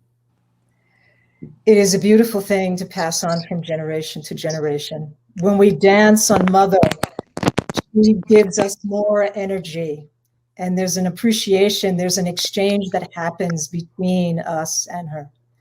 So I thank you so very much for joining us today, Gurdeep. I'm hoping you get to watch a little bit more. Now we have Hillary and Logan that are going to be speaking about the work that they're doing with equine therapy.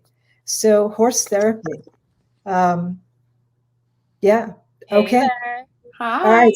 So Gurdeep is gone. Bye, Gurdeep. Thank you very much for coming. Yeah. Logan, Hillary, thank you guys for coming today and spending some time with us and sharing. I am so excited about this. First of all, I love you, Logan. We've known each other for forever.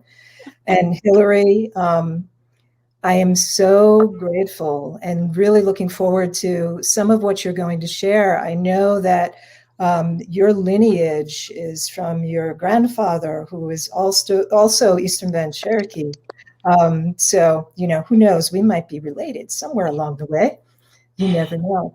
But you guys are in Texas. Well, I know that Hillary, you're in Texas. Logan, are you in Texas now or are you in Colorado? I'm in Colorado. So we split our time between the two. And I met Hillary as a leaser in Colorado. And the universe brought us together and I followed her to Texas. All right. Okay. All right. Well, I know that Logan, you were going to do a little bit of an interview of Hillary. You've got questions, so I'm going to pop out, especially since my head is already covered here. Yeah. And I'm going to leave it to the two of you. And I know that you guys also have a video that you wanted to share with us as well. Yeah. Yes. All right, ladies. Thank you. Okay. Hey, Logan. Sure. Hi. Let's see. Okay. Did we? With the video pause. Started Loco Caballo in Australia about 5 years ago. Came across my passion and what I am super good at, which is energy through horses and humans.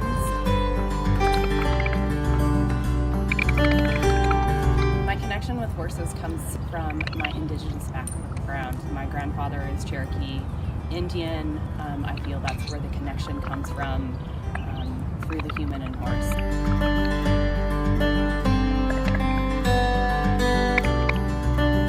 My connection with riding, and I believe with the connection of my Indigenous background, I believe that's why I'm such a great freestyle rider, which is riding bareback. I've been riding for 38 years as a child. That's how I started riding, and today, at the age of 41, I'm still riding that way.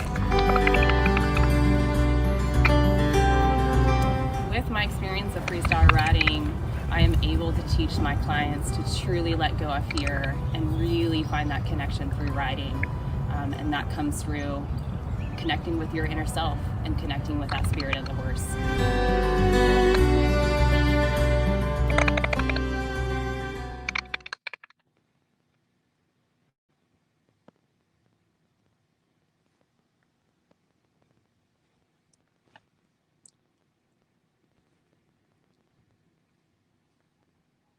Wait, oh my gosh, I had myself on mute. Gosh. Hey there. I'm having a Can you hear me now? There we go. I'm having a little bit of a technical difficulty here. It's okay. Horses are our thing. Technology is not. It's the heart behind it. That's right. I'm so happy to have you here. Thank you for having me. Yeah, everyone that's watching. I mentioned previously that I used to lease from Hillary, and that's how we connected. And I was so drawn to her energy and what she does. And now I am mentored under her, and I'm the creative director for Loco Caballo. So it is an honor to interview somebody that I look up to so much and share the impact she's had on me and the impact she's making on the world. So now that I've given you that introduction, Hillary, can you tell us a little bit more about you? Yes, so I'm Hillary. I am the founder of Loco Caballo, which is based in Hutchin, Texas. I've been riding now for 39 years. My experience is built off a unique equine program that I've influenced through my Indigenous roots, which is what we talked about in the video, is my Cherokee roots. Yeah. Yes. So that's a little bit about me. Been around the world, taking my equine experience around the world, and sharing that with others. So it's a true passion of mine. Very grateful that I was born with this gift. Fantastic. Can you tell us a little bit more about what sets Loco Caballo apart in the horse world from other equine programs? Absolutely. So LC, we offer a unique set of programs, which is merging mindfulness with the equine experience. As a riding coach and trainer, I focus on meeting people where they are in their life, where they are in their life's journey, and providing them a safe place to move stagnant, toxic energy through the healing power of horses. So basically, I'll put it in very generic terms here, is I'm able to see a human through a horse's grounded energy and help that human flow that energy, that blocked energy within themselves through the spirit of horse. Again, horses do not have egos. And we as humans, we have egos. And so they really help us set us apart of understanding what an ego is and what it is to live life through not having an ego and not allowing our ego to drive us through decisions. Really, the horses basically take us in within and listen to our soul, and really lead us through that pure energy without an agenda, without any negative energy. They are here to guide us, really. I could not agree They're more. amazing beings. Yeah, and I've gotten to witness that with you. I've gotten to experience that with you. There's no doubt that what you do is transformative. I would love if you talked more about your Indigenous background and how that's influenced your philosophy and how you attribute your gift with horses to your Indigenous background. So, as you know, with my Indigenous background, I'm still learning a lot more about that. But as I get more into myself and my soul, I'm coming to find out that the gift that I was given was definitely through my Indigenous background, through my grandfather. What I'm learning is that he was a healer with our tribe. Still learning more information about that. But through that gift, it's really given me the gift to connect to these animals, these horses. As Indigenous, you know, these horses were given as a gift to us to connect with them and work with them as one. They really helped us transition the Indigenous into this world that we're living in today. They have allowed us access to a lot of different things that have helped us humans. As a young child, I actually realized this gift.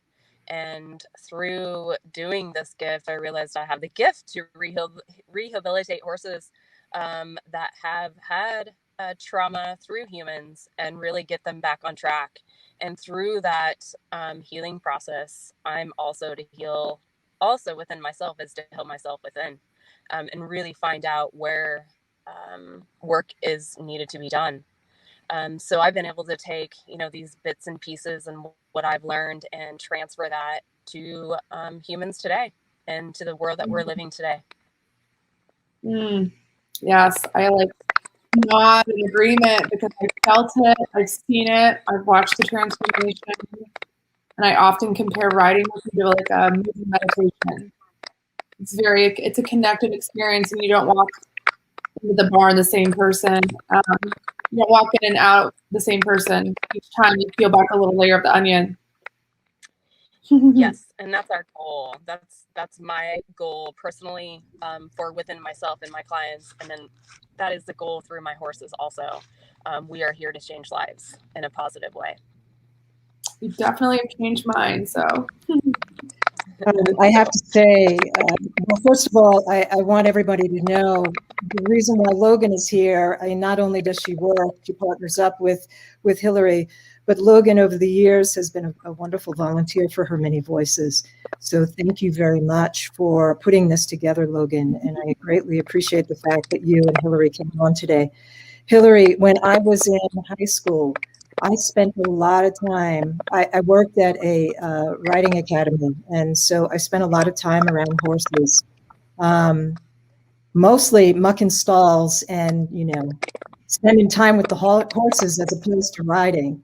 But that connection is just, there are no words for it. You know, like you said, horses have no ego. You know, they have a presence, a powerful presence that we can learn a tremendous amount from. Absolutely. And, yeah. So, ladies, thank you so much for joining us today. It would be nice to connect again when we have more time and we can show a full video that you end up doing. Yes. I know that's something that is part of what you're working on right now. Yeah. Yes. All right, Thank you ladies. so much. Really Thank appreciate you. it. Thank you. And if people want to find out a little bit more about you, they need to go to your website, and they can also find out how they can support you, because that is really important with the work that you're doing. So, Absolutely. all right. Okay. Bye, ladies. Okay. All right. I think, let's see, we're at the 12 o'clock hour. We are more than. I was just going to say, so I think it's time for Dr. Tererai Trent. We women, We are more than the story that you think we are.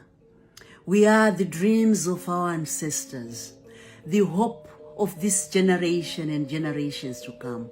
We bring the wisdom and the gifts from our ancestors. Like the women before us, we are the librarian of their memories and dreams. Like curators, we harness the power of our ancestors. Like midwives, we deliver healing to this generation and generations to come.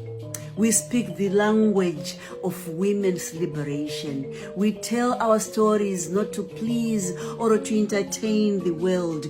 Oh no, we tell our stories because we need to reclaim our voices, to reclaim our truth. We need to heal from our soul wounds, to heal from any residual pain and grief from our past. We tell our stories to inspire hope, redemption, and to uplift others in the process. We are more than the story that you think we are. We women, we are the wisdom whisperers.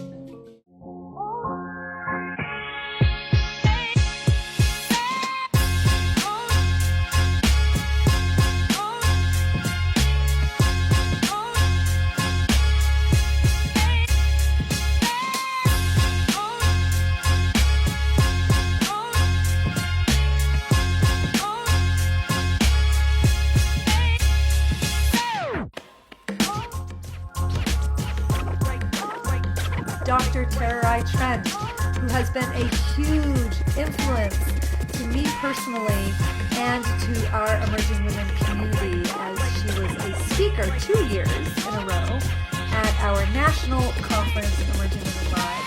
She brought the house down. Then, Heifer International came on the scene. This woman, Jolak, I had no idea what was her name, and she asked me one question, one fundamental question. What are your dreams? That is such a profound question to ask. What are your dreams? When we stop and we ask that question, it makes a huge difference. When we really stop to think about, what are your dreams? What are my dreams? I know when we asked this question in Haiti to the women there, it took forever for them to answer because no one had ever asked them such a question. Oh. All right, folks.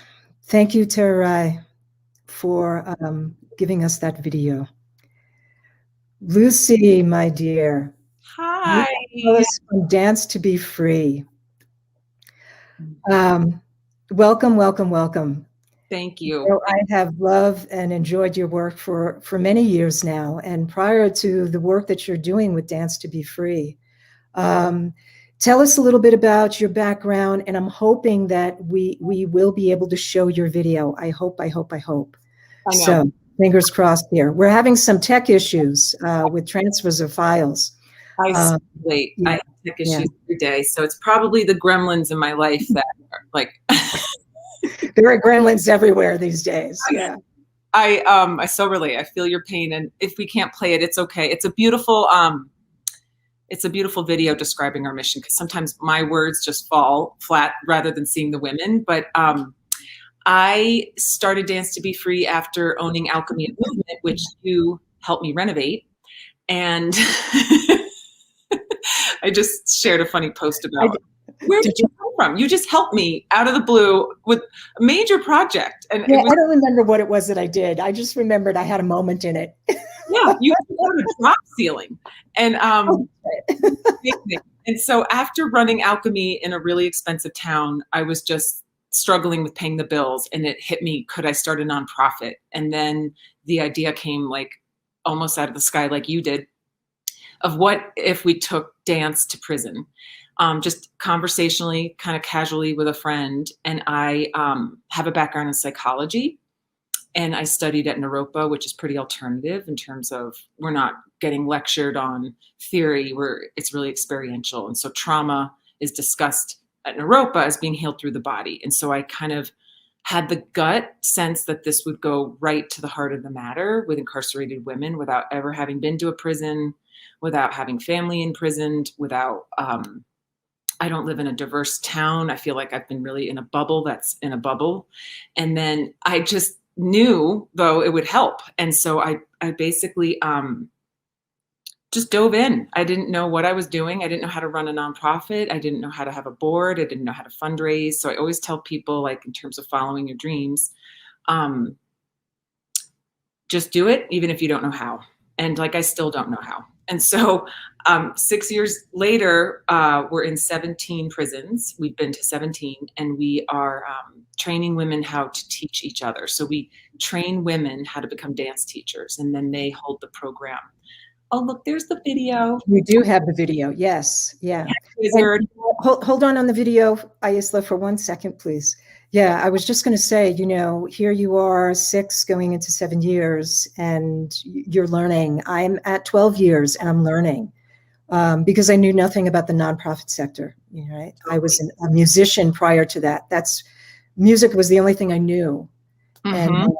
And I truly believe that when we listen to that voice, Spirit speaks in a whole bunch of different ways. And when we listen, we are guided, and we know intuitively when it strikes. We know when it's a big old resounding yes from the universe. So thank you. Is now a good time to cue in the video? Sure. Yeah. Okay.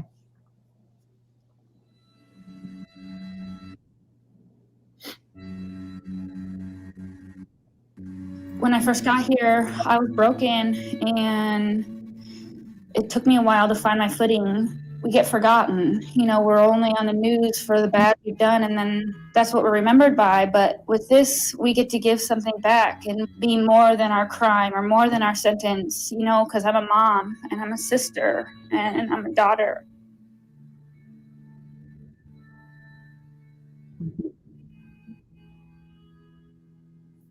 Women in prison arrive having survived usually a deeply traumatic childhood, and they arrive into an environment that is even more traumatizing. So when we thought about bringing healing cathartic dance to incarcerated women, we knew that the benefits would be so profound, as you can't heal trauma through the mind. You can't heal trauma through talk therapy. It's a physical, primal reaction to a violation. And so to release trauma, you need to feel in control of your body. And when you're in control of your body, healing can occur.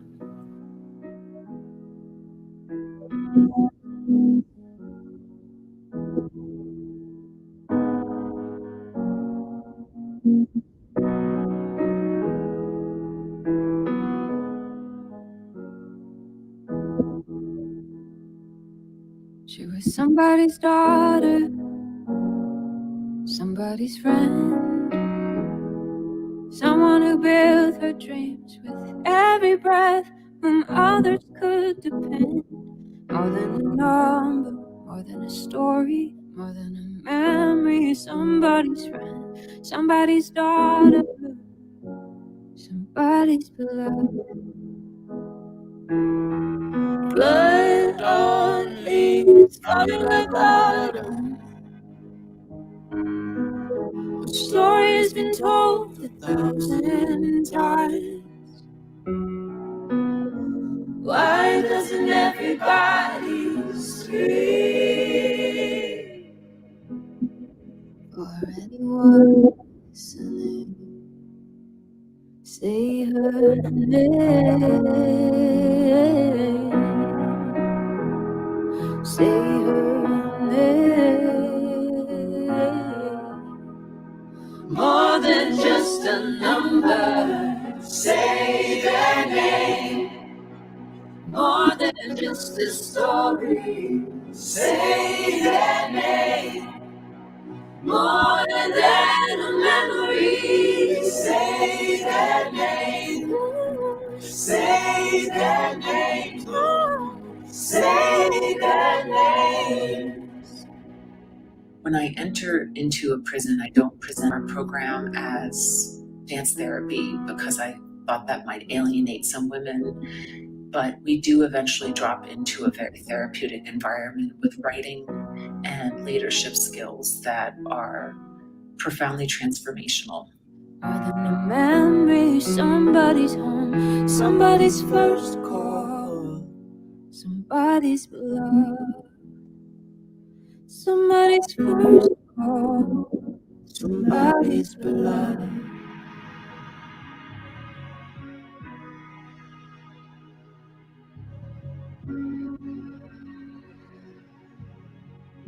At the end of each teacher training, we have completed a choreographed song with our group of students. And then we take that choreography to other prisons around the country. So you're about to see movements choreographed by women in Tennessee and then taught to the women in Colorado and Nebraska's prisons. Where else can I go? Where else can I go? Chasing you, chasing you. Memories turn to dust. Please don't bury us. I got you. I got you. Running, running, running, running, running, running, I'm running from myself no more. Together we'll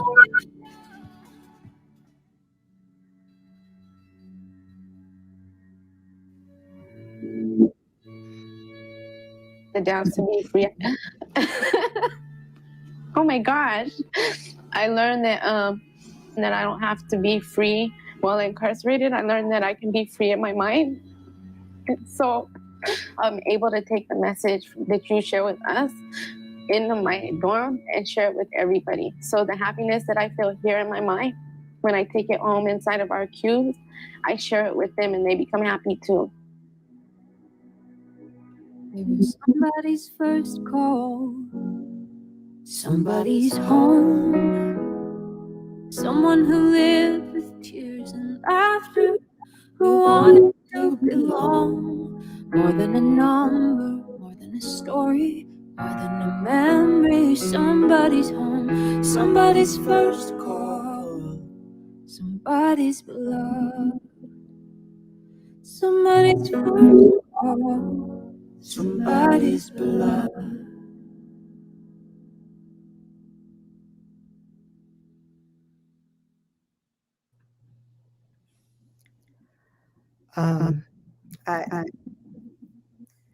We've got a little bit of a delay. Can you hear me? Mm-hmm. Okay. All I can say is I get goosebumps. This is the third time I've watched the video. It is the third time I've gotten goosebumps and the third time I've cried. The power behind the work that you do, the bravery of the women who are incarcerated, who step into this, there are no words. All I can say is thank you all. Yeah. It's so true that they are so brave, you know, to be that vulnerable in prison. It's really, it's something to witness. And that's why the words are so hard for me to express, because it is so big, so deep. And Lucy, what's the best way for people to find out more about your work, and how do we get to support the work that you do? Our website is dancetobefree.org, just like it sounds, dance to be free. And yep, there it is. And we have a beautiful new website. So it should be pretty clear on how to contribute, and you can watch more videos. We also dance live every Saturday. We have a subscription program, all that good stuff. But yeah, we're hoping to go back to prison this summer. South Dakota might be first. South Dakota? Mm-hmm. Please give us the heads up, because we would certainly like to promote whatever kind of work that you're doing. I have a reflection. My elder sister is a dancer her entire career, and at times they would perform in prisons. Mm. And I know that there was a tremendous amount of gratitude for the prisoners. Not often would they be female prisoners that they were performing for. This brings a whole different element to it. Yeah. Yeah. We make assumptions, we make judgments, and we have no idea what someone's story has been in order for them to be in the place that they're in. Yeah. Because truly, this is somebody's daughter, somebody's sister, somebody's friend. That song. Oh, Yeah. Milk. Yeah. That's Milk's song. Is it? Yeah. Okay. We have to see if we can't get her permission so we can air it. I know. So social media to air it on other places. Yeah. Well, thank you so very much for coming, because we needed to. You cannot discuss any issues around Mother Earth without discussing the humanity. The humanity. Yeah. For all. So. Well, thank you for being at the beginning of my. Thank you. Thank you. Thank you. Thank you. Bye-bye. All right. Take care. All right. I'm getting word here, confirmation from Aicila that we will be seeing everyone in the next section of the next round of the studio events.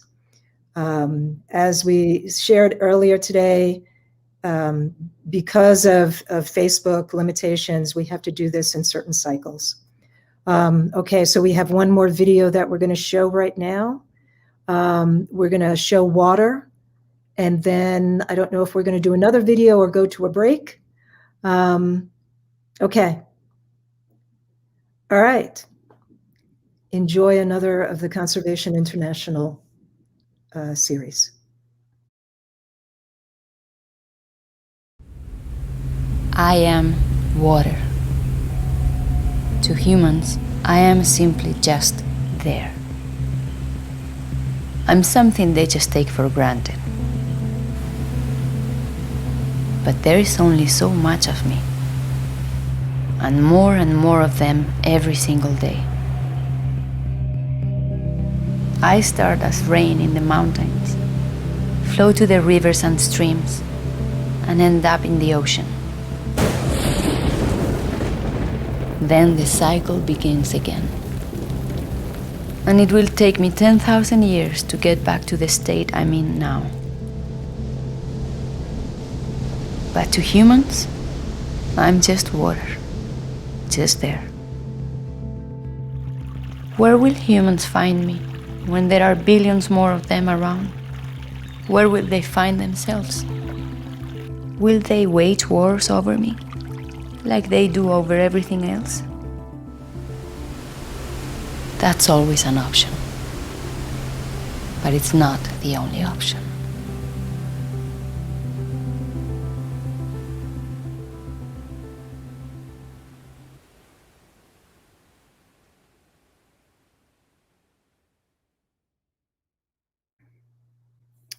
Thank you again. Okay, we're going to take a short break, I believe, because Aicila needs to eat. There's the concept. When we return, which will be in just a few minutes, in 10 minutes, I will have the pleasure of announcing, of introducing Corinna Gore, the founder of the Center for Earth Ethics. So please join us. We'll be coming back within a couple of minutes here. At least I think that's what we're doing right now. Aicila, am I on target here? Yes. Okay. All right. Okay. She says that she's going to post another link. All right. And I'm also being reminded, please donate. We need your contributions so we can provide the programs that we do and do these kind of events. It's important. We feel like it's really important that we highlight those who are doing the good work in this world. So this is not just about her many voices. This is, as you can see, so many others who are doing some fine, much needed work in this world. You can go ahead. The link is up. See what you can do. We'll see you in a few minutes.